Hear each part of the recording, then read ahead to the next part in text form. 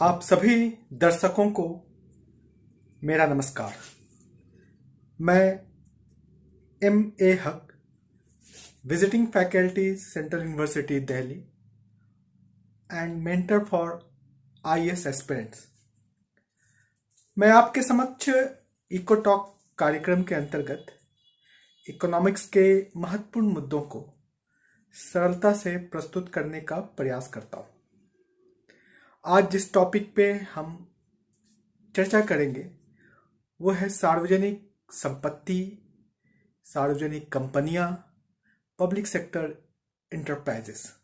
लंबे समय तक औपनिवेशिक शासन काल में भारत के आर्थिक, सामाजिक, राजनीतिक समग्र विकास पूरी तरह से प्रभावित हुई।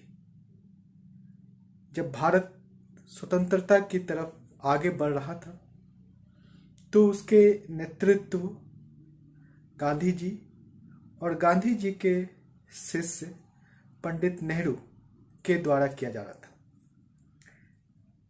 इसी उपलक्ष्य में बॉम्बे प्लान 1946-47 में 8 उद्योगपतियों के द्वारा बनाया गया, जिसका उद्देश्य औद्योगिक विकास को आगे बढ़ाना था। इनके सुझाव से पंडित नेहरू पूरी तरह से सहमत नहीं हुए।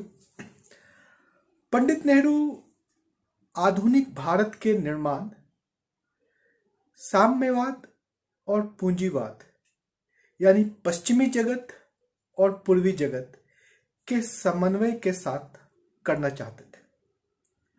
इसी क्रम में उन्होंने मिश्रित अर्थव्यवस्था का सिद्धांत भी दिया, जहां एक ओर बाजार को बढ़ावा देने की बात कही गई तो दूसरी ओर सरकार समाज के प्रति अपने दायित्व का निर्वाह करने के लिए भी कटिबद्ध हुआ। पंडित नेहरू ने भारत के विकास की एक नई गाथा लिखने और रचने का प्रयास 1951 से प्रारंभ कर दिया। 1951 में भारत में केवल सार्वजनिक क्षेत्र के 4 बड़े कंपनियां थी, लेकिन भारतीयों के लिए बहुत सारी सेवाओं और बहुत सारे प्रोडक्ट की आवश्यकता थी, जिससे उनका जीवन सुलभ, आसान और विकसित हो सके। इन घटनाओं को आगे बढ़ाने के लिए पंडित नेहरू ने भारतीय कंपनी अधिनियम 1956 को लाया, जिसे हम इंडियन कंपनी एक्ट 1956 भी कहते हैं। इस एक्ट को लाने का मूल उद्देश्य यह था कि इसके माध्यम से देश के अंदर और विदेशों में निजी संस्थाएं भारत में निजी कंपनियों का निर्माण करें और भारतीयों को इससे प्रत्येक तरह की सुविधाएं प्राप्त हो सके। इसके अंतर्गत सरकार ने यह घोषणा की कि यदि कोई भी भारत में कंपनी का निर्माण करता है तो सरकार उसे भूमि आवंटन करेगी, सरकार उसे कच्चा सामग्री आवंटन करेगी, उसके प्रत्यक्ष और अप्रत्यक्ष कर में छूट देगी, सस्ते ब्याज दर से ऋण उपलब्ध करवाएगी और इसके साथ साथ इन कंपनियों के लिए बाजार, सड़क, रेल, बिजली और टेलीफोन इत्यादि की व्यवस्था भी करेगी। परंतु उस समय भारत में कोई बड़े औद्योगिक घराने नहीं थे जो इस प्रकार के एक्ट का लाभ उठा सके। साथ ही साथ विदेशी कंपनियां भारत में किसी भी प्रकार से इन्वेस्ट करने के लिए इच्छुक नहीं थे, क्योंकि भारतीयों की स्थिति आर्थिक और सामाजिक रूप से दयनीय थी। अतः सरकार ने यह निर्णय किया पंडित नेहरू ने यह निर्णय किया कि ये सारी सुविधाएं जो हम निजी कंपनियों को दे रहे हैं, और यदि निजी कंपनियां यहाँ आकर के काम नहीं कर पा रही है, तो ऐसे स्थिति में सरकार इसका स्वयं उपयोग करेगी और इसके माध्यम से सार्वजनिक कंपनियों का निर्माण करेगी। जब सरकार ने यह निर्णय किया कि वो स्वयं सार्वजनिक कंपनियों का निर्माण करेगी और उसे संचालित करेगी, इसका उद्देश्य कई प्रकार के समस्याओं और लक्ष्यों को साधना था। इसके माध्यम से सरकार सबसे पहले यह लक्ष्य साध रही थी कि सार्वजनिक क्षेत्र की कंपनियां वैसे क्षेत्रों में स्थापित की जा रही जहां पर अंग्रेजों ने किसी भी प्रकार का विकास नहीं किया, यानी दूरग्रस्त क्षेत्र। ऐसे क्षेत्र में ना तो सड़क थे, ना रेल थी, ना बिजली थी, ना हॉस्पिटल थे, ना स्कूल थे, ना लोगों की मुख्य धारा से किसी भी प्रकार का समन्वय था। तो सरकार ऐसे सुदूरवर्ती क्षेत्रों में सार्वजनिक कंपनियों का निर्माण की और उसे देश के महत्वपूर्ण स्थानों के साथ जोड़ने का प्रयास किया। इसके साथ साथ सरकार ने अपने लोगों को, कुशल और अकुशल दोनों को, इन सरकारी कंपनियों के माध्यम से नौकरी प्रदान की। इनके बच्चों के लिए हॉस्पिटल का निर्माण हुआ। भारत में बड़ी संख्या में लोगों को सार्वजनिक जीवन जीने के लिए बहुत सारी सेवाएं, जैसे बिजली, जैसे टेलीफोन, जैसे रेल, बहुत सारे उत्पाद जैसे लोहा, इस्पात, एल्युमिनियम इत्यादि की जरूरत थी। तो इसके माध्यम से सरकार ने इन सारी चीजों की पूर्ति करने का निर्णय किया और आगे बढ़ाया। जहां जहां पर भी सार्वजनिक क्षेत्र की कंपनियों का निर्माण हुआ, उसके आसपास के क्षेत्र में बहुत सारे कुटीर उद्योग, लघु उद्योग का निर्माण अपने आप होने लगा। उदाहरण स्वरूप बोकारो, भिलई, इस तरह के मुड़ी, यहाँ पर जो अवशेष निकलते थे उनसे लोग घरेलू सामान या अन्य चीजों का निर्माण करके अपने आप को आत्मनिर्भर किया। तो ये एक ऐसी प्रक्रिया थी जिसके माध्यम से सरकारी कंपनियों ने भारत के विकास की एक नई गाथा प्रारंभ की और यह सार्वजनिक कंपनियां 1990 के दशक तक बनते रहे। वर्तमान समय में सरकारी कंपनियां की कुल संख्या लगभग 350 है और ये सरकारी कंपनियां भारत के बहुत सारे महत्वपूर्ण क्षेत्र में अपनी सेवाएं और प्रोडक्शन दोनों उपलब्ध करा रहे हैं। आज जो हम इतने अच्छे इलेक्ट्रिसिटी के साथ जी रहे हैं वो एनटीपीसी। इसी प्रकार से आप जब गाड़ी में चलते हैं तो ONGC, Indian oil corporation limited, इस तरह के बहुत सारे जो सरकारी कंपनियां हैं उनके माध्यम से संपन्न होते हैं। सरकार ये निश्चय किया कि जब हम अपने सार्वजनिक कंपनियों के माध्यम से एक वातावरण को निर्माण कर देंगे, एक डेवलपमेंट की गाथा लिख देंगे, तब ऐसे सार्वजनिक कंपनियों को धीरे धीरे करके इनका विनिवेशीकरण और निजीकरण कर दिया जाएगा। क्योंकि सरकार का मूल लक्ष्य जनता के लिए सुरक्षा, स्वास्थ्य, शिक्षा जैसी मूलभूत आवश्यकताओं की पूर्ति करनी है। भारत में और पूरे विश्व में 1990 का वर्ष एक संकटकालीन वर्ष के रूप में देखा जाता है और इसमें बहुत सारी ऐसी गतिविधियां हुई जो न केवल आर्थिक बल्कि सामाजिक और राजनीतिक रूप से भी दुविधा या असुविधा उत्पन्न करती है। 1990 आते आते पूरे विश्व में लिबरलाइजेशन, प्राइवेटाइजेशन एंड ग्लोबलाइजेशन का कॉन्सेप्ट आगे बढ़ने लगा, लेकिन इसके साथ ही भारत में आर्थिक और सामाजिक अपितु राजनीतिक समस्याएं भी काफी कठिन होकर उभरी। गल्फ वार, खाड़ी युद्ध के कारण कच्चे तेल की कीमतों में व्यापक वृद्धि हो गई और इससे राजस्व घाटा बहुत बढ़ गया। यूएसएसआर का विघटन होने से भारत को आर्थिक राजनीतिक रूप से जो सबसे बड़ा सपोर्ट था वो छिन गया। आर्थिक स्थिति डमाडोल होने के साथ ही भारतीय बैंकों में जो एनआरआईज के पैसे डिपॉजिट थे वो अपने पैसे को यहां से निकालने लगे और यही कारण है कि भारत को वर्ल्ड बैंक और आईएमएफ ने लोन देने से मना कर दिया। ऐसे स्थिति में सरकार ने लगभग 4000 टन सोना गिरवी रखा और फिर लोन लिया।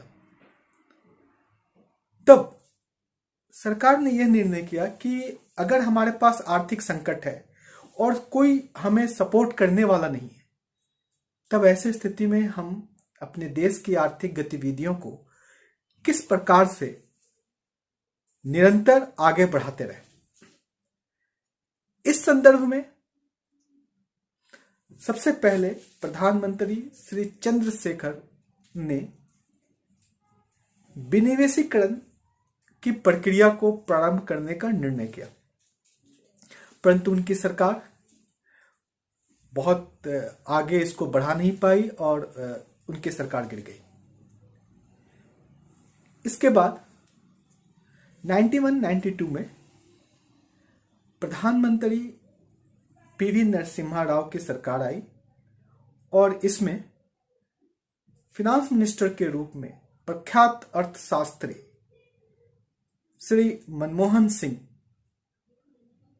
नियुक्त हुए, जिसे हम राव मनमोहन मॉडल के रूप में भी जानते हैं। यहां पर विनिवेशीकरण की प्रक्रिया को आगे बढ़ाने का निर्णय किया गया और विनिवेशीकरण या डिसइन्वेस्टमेंट एक ऐसी प्रक्रिया है जिसके माध्यम से सरकार अपने किसी कंपनी के शेयर को जनता या किसी अन्य संस्था में बेचकर पैसे एकत्र करती है, परंतु उसका स्वामित्व हमेशा सरकार के पास होता है। उदाहरण स्वरूप अगर किसी कंपनी में सरकार के 100 रुपए लगे हुए हैं तो सरकार उसमें से 25-30 रुपए के शेयर मार्केट में बेच देती है और वहां से 30 रुपए प्राप्त कर लेती है, लेकिन उसका पूरा आधिपत्य सरकार के पास होता है। इस संदर्भ में सरकार ने पहली बार 91-92 में अपने 20 कंपनियों को इंगित किया, सार्वजनिक क्षेत्र की कंपनियों को इंगित किया और उससे लगभग 3000 करोड़ रुपए डिसइन्वेस्टमेंट के माध्यम से प्राप्त किए। राव मनमोहन की सरकार ने इस प्रक्रिया को आगे बढ़ाने के लिए नरसिम्हन कमेटी का गठन किया और नरसिम्हन कमेटी ने अपनी रिपोर्ट 1993 में दी। इस रिपोर्ट के आधार पर सरकार ने अपने लक्ष्य तय किए कि किस प्रकार से डिसइन्वेस्टमेंट या विनिवेश की प्रक्रिया को आगे बढ़ाया जाए। इस संदर्भ में सरकार ने सार्वजनिक क्षेत्र की कंपनियों को 3 कैटेगरी में बांटा। पहली कैटेगरी जिसको सुरक्षित या आरक्षित कैटेगरी कहते हैं, जिसके अंतर्गत सरकार ने यह निर्णय लिया कि 5 ऐसे सार्वजनिक क्षेत्र के कंपनियां हैं जिसमें ना तो सरकार डिसइन्वेस्टमेंट करेगी और ना उसका प्राइवेटाइजेशन करेगी, जिसमें रेल, परमाणु ऊर्जा, सैन्य सामग्री, कोयला और लिग्नाइट थे। इसके अलावा सरकार ने अन्य समस्त कंपनियों को 2 भागों में बांटा।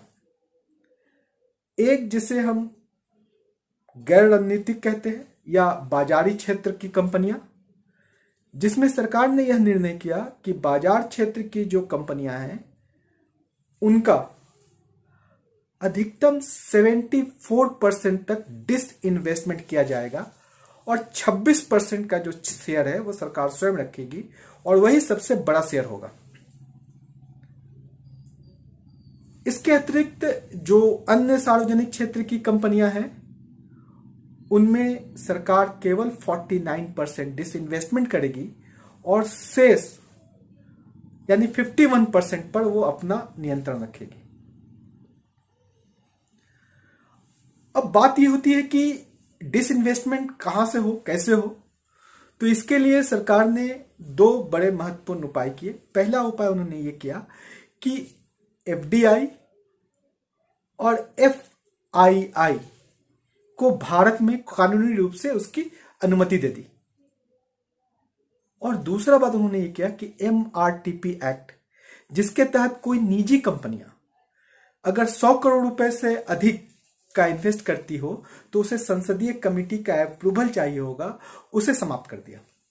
सरकार ने सार्वजनिक क्षेत्र की कंपनियों को और बढ़ावा देने के लिए सिका, जो 1985 में बना था, सिक इंडस्ट्रियल कंपनी एक्ट, इसके तहत अगर कोई 3 वर्ष से अधिक घाटा में चल रही कंपनी को बीमार कंपनी के रूप में घोषित किया जाए और उसे BIFR, board of industrial financial reconstruction के तहत उसका उपचार किया जाए या उसके पुनरुद्धार के कार्य किए जाए। ये प्रक्रिया भारत में लगभग 1996 तक चली और 1996 तक भारत में डिसइन्वेस्टमेंट से कुल 10,000 करोड़ रुपए की प्राप्ति हुई। 1996 तक भारत के किसी भी सार्वजनिक कंपनी में कोई निजीकरण की प्रक्रिया नहीं अपनाई गई। इसे हम विनिवेशीकरण का प्रथम चरण कहते हैं। विनिवेशीकरण का द्वितीय चरण 1996 से स्टार्ट होता है और मई 2004 तक चलता है।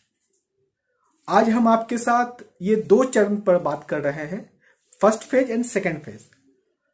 और अगला एपिसोड में हम आपके साथ विनिवेशीकरण और निजीकरण की प्रक्रिया मई 2004 से लेकर मई 2014 तक, जिसे हम थर्ड फेज कहते हैं, यूपीए का कार्यकाल के अंतर्गत कैसा हुआ, और चौथा फेज जो मई 2014 से लेकर अब तक हो रहा है, जिसमें प्रधानमंत्री श्री मोदी का कार्यकाल है, जिसे हम चौथा फेज के रूप में कहते हैं, उसकी चर्चा हम अगले एपिसोड में करेंगे।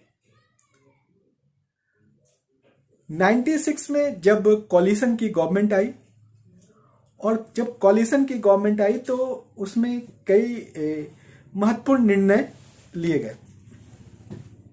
इसके अंतर्गत सबसे पहले 1997 में जो सार्वजनिक क्षेत्र की कंपनियां थी उसको 3 कैटेगरी में बांटा गया, नवरत्न, मिनी रत्न 1 एंड मिनी रत्न 2। ये उसके लाभ और उसकी स्वायत्तता को प्रदर्शित करती है।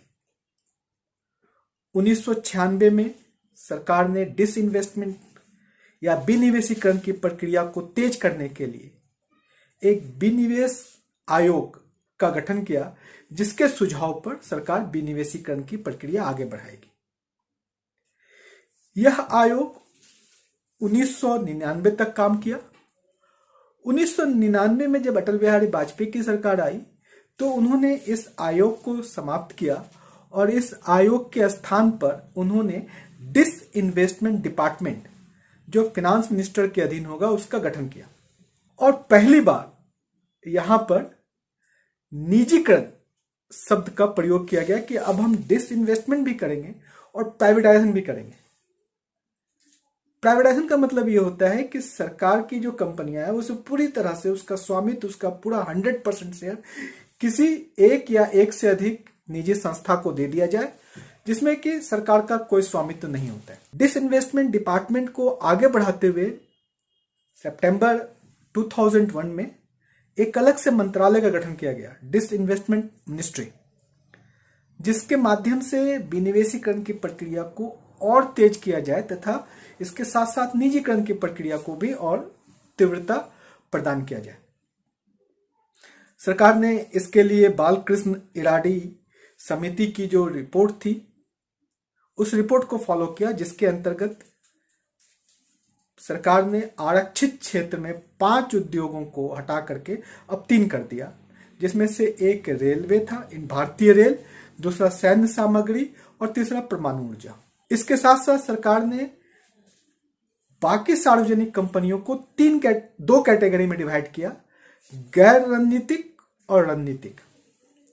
जो गैर रणनीतिक सार्वजनिक क्षेत्र की कंपनियां थी, उन्हें सरकार ने कहा कि इसमें से हम 99% तक डिसइन्वेस्टमेंट कर सकते हैं और 1% जो सबसे बड़ा शेयर होगा वो हमारा होगा। इसके साथ साथ जो रणनीतिक कंपनियां थी सार्वजनिक क्षेत्र में, उसके लिए सरकार ने यह घोषणा की कि उसमें मैक्सिमम हम 74% तक का हम डिसइन्वेस्टमेंट करेंगे और ओनली 26% जो सबसे बड़ा शेयर होगा वो हमारे पास होगा। इसके साथ साथ सरकार ने पहली बार निजीकरण करने के अंतर्गत भारत एल्युमिनियम लिमिटेड, जिसको हम लोग बाल्को कहते हैं, और हिंदुस्तान जिंक लिमिटेड को निजी क्षेत्रों में बेच दिया। जबकि ये दोनों कंपनियां स्टार लाइन कंपनियां थी और इसमें बहुत बड़ी संख्या में जो सरकारी कर्मचारी थे उन्हें वीआरएस लेना पड़ा। इसके बाद फिर सरकार ने Indian petroleum corporation limited IPCL को रिलायंस इंडस्ट्री को तथा वीएसएनएल को टाटा कंपनी को बेच दिया।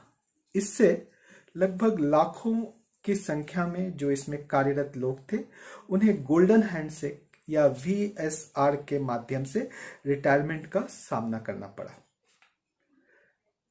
सरकार के द्वारा 1996 से लेकर मई 2014 तक लगभग 37,000 करोड़ का डिसइन्वेस्टमेंट से राशि प्राप्त हुई और इससे विनिवेशीकरण की प्रक्रिया में और तीव्रता आई।